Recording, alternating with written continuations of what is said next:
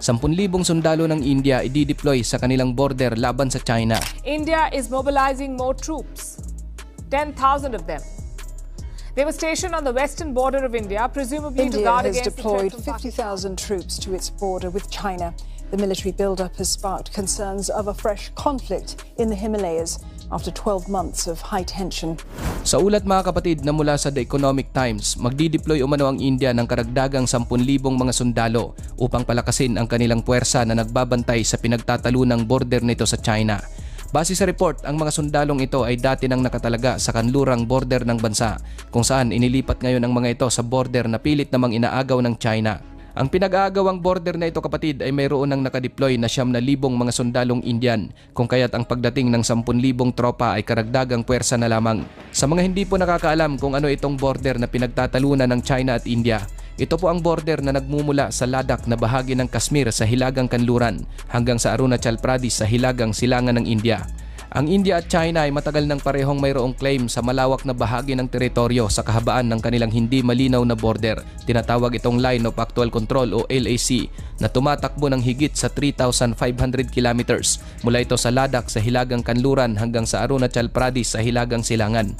Ang border na ito na dumadaan sa isang masukal, mabato at nababalutan ng niebe ng mga bundok ng Himalayan ay hindi kailanman malinaw na natukoy ng mga dating British colonial rulers ng India. Maging noong nagkaroon na ng kalayaan ng India sa United Kingdom noong 1947, bigo pa rin ang dalawang bansang ito na magkasundo sa border at nagpapatuloy ang pagtatalo rito.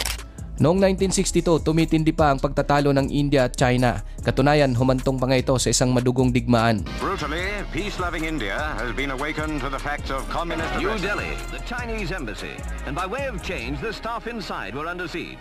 Crowds of angry Indian demonstrators were out for it. Ayon sa India, sinakop ng China ang 38,000 kilometro kwadrado ng Aksai Chin, kung saan inaangkin pa rin naman nila ito bilang bahagi ng teritoryo ng Ladakh sa Kashmir.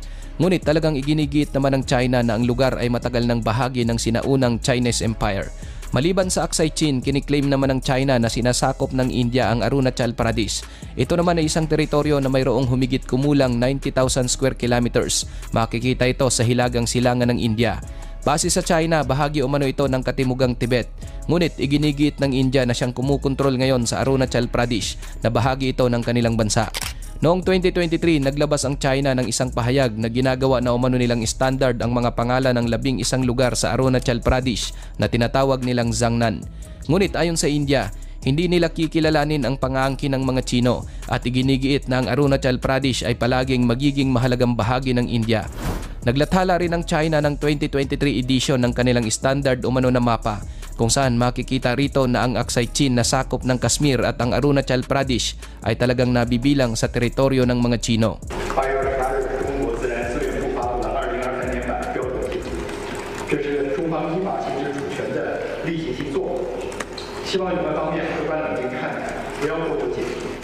Sa report mga kapatid na nagmula sa BBC, inilathala nito kung gaano kainit ang mga naging sitwasyon sa pagitan ng India at China sa naturang pinagtatalunang mga lugar.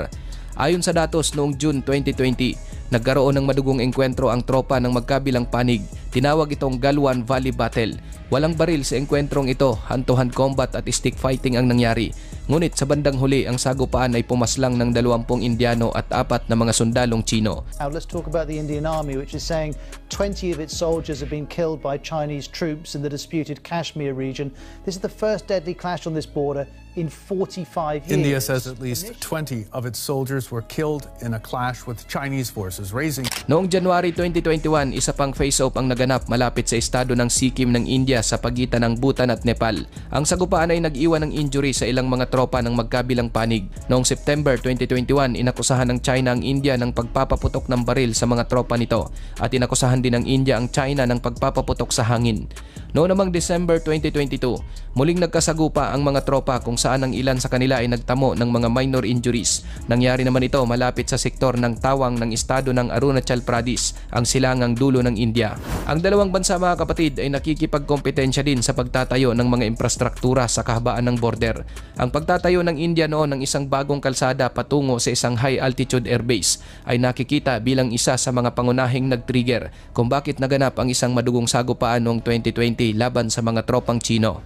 Isang digmaan lamang ang naganap sa pagitan ng India at China dahil sa agawan ng teritoryo.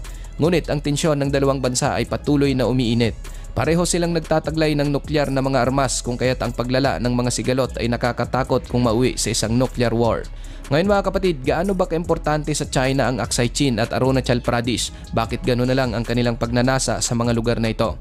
Ayon sa UNacademy.com, strategic ang dahilan kung bakit gustong kunin ng China ang Aksai Chin sapagkat ang lugar na ito ay matatagpuan sa isang mataas na elevation na mas malapit sa Delhi, India. Kapag nagkataon na magkaroon ng digmaan ng dalawang bansa mula China, maaring sumugod sa mismong pinakapuso ng India ang mga tropa nito nang wala pang 2 oras, kung kaya't sinasabing ang Aksai Chin ay isang autonomous Chinese satellite na sumusubaybay sa mga operasyon ng India at sa buong Central Asia. Ito namang Arunachal Pradesh ay mahalaga rin para sa mga Chino at mga Indiano. Ang soberanya ng India sa teritoryong ito ay internationally recognized and accepted. Ibig sabihin talagang kinikilala ito hindi lang ng India, kundi maging ng iba't ibang bansa na sakop ito sa India.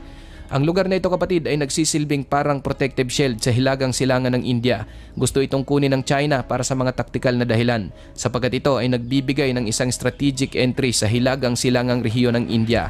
At kapag makukuha nila ang kontrol nito, magbibigay ito sa China ng estratehikong kalamangan.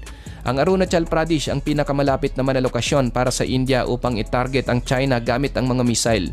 Ang lugar din na ito ang pinakamagandang lokasyon para sa India upang mag-deploy ng mga multi-layered air defense system para sa mga posibleng pag-atake mula sa China. Ikaw kapatid, ano ang masasabi mo sa bidyong ito?